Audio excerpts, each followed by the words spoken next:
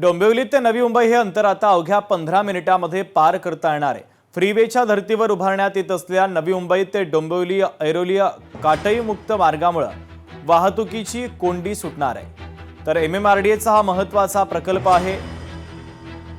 3 टप्प्यांमध्ये हा प्रकल्प पूर्ण होतो। यातला दुसरा टप्पा हा पूर्णत्वास आला असून पहिल्या आणि तिसऱ्या टप्प्याचं काम प्रगतीपथावर सुरू आहे। उंबऱ्यातील वाय जंक्शन ठाणे शहराकडे जाणारा मार्ग असेल, त्यासाठी लागणाऱ्या भूसंपादन प्रक्रियेचा मार्ग देखील सुरळीत होतोय।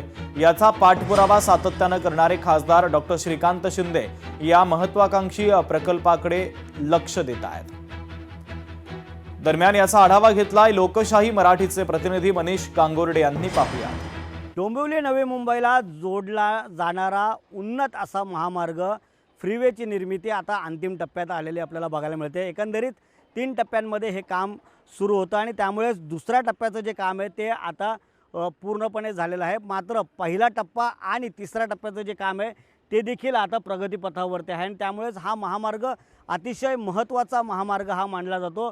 तो अगदी डोंबिवली, मुंबई, मुंब्रा आणि त्याचबरोबर टिटवाळा, बदलापूर, उल्हासनगर आणि कल्याण परिसरामध्ये राहणाऱ्या नागरिकांसाठी हा महत्त्वाचा प्रकल्प जो आहे तो या ठिकाणी MMRDA कडून आखण्यात आलेला आहे। या महामार्गाच्या माध्यमातून प्रामुख्याने बघितलं तर शहरांची जी कनेक्टिव्हिटी आहे, MMR रिजन भागातली जी कनेक्टिव्हिटी जी आहे ती अगदी जवळ येणार आहे। त्यात प्रामुख्याने जर बघितलं तर मेट्रो स्टेशन्स असतील, त्यामुळे ही कनेक्टिव्हिटी अधिक जवळ येणार आहे। हा कधी सुरू होणार याकडे देखील आता लक्ष लागून राहिलेलं आहे। याचमुळे जो वेळ जो आहे या प्रवासाचा, जो 1.5 ते 2 तास प्रवासाचा जो वेळ लागतो, तो वेळ मात्र अवघ्या 15 ते 20 मिनिटांमध्ये डोंबिवली ते नवी मुंबई हा प्रवास करता येणार आहे आणि त्यामुळेच प्रवाशांना अगदी कमी वेळामध्ये एका शहराकडून दुसऱ्या शहराकडे जाण्यासाठी कमी वेळात जाता येणार आहे। त्यामुळे हा महामार्ग अतिशय महत्त्वाचा महामार्ग जो आहे खासदार श्रीकांत शिंदे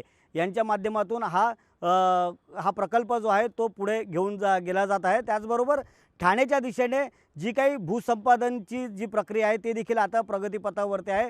त्यामुळे ठाण्याच्या दिशेने देखील हा महामार्ग पुढे कनेक्टिव्हिटी राहणार आहे।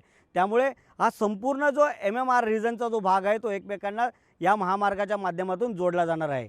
कॅमेरामन आदित्यसह मी मनीष गांगुर्डे, लोकशाही मराठी, नवी मुंबई। लोकशाही मराठी ऐका, पहा, जागरूक रहा।